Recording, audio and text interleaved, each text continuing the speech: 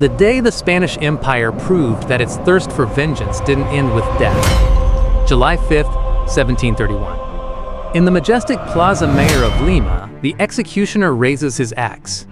José de Antequera and Juan de Mena have just been publicly executed. Their crime? Spearheading the bloody Comunero Revolt in Paraguay? They defied the absolute power of the viceroyalty and the authority of the Jesuits. But a simple beheading at the scaffold was not punishment enough. The crown needed to send a message, one that would freeze the blood of the rebels. Antequera's bloodied head is retrieved from the wooden floorboards. It is mercilessly stuffed into a heavy sack of cured leather. Thus begins a hellish, months-long journey across the freezing Andes. Its destination, Asunción, the very heart of the rebellion he had ignited. The Spanish soldiers ride relentlessly with their macabre trophy. Upon arrival, the governor orders the forging of an iron cage, an eternal prison specifically designed for a human skull. The heavy cage is hoisted right in the center of Asunción's public square. Would you be willing to lose your head to defend your rights? Let us know in the comments.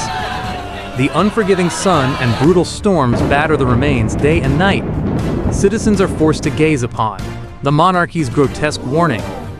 Any attempt to bring it down was instantly punishable by death.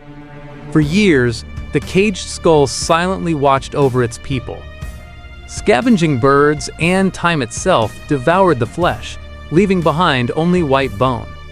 It was the most brutal display of psychological terror in the Americas.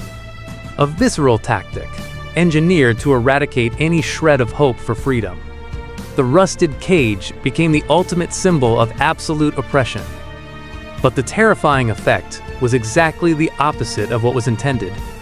That captive skull planted a deep-rooted seed of resentment, a silent wrath that decades later would ignite the flames of independence.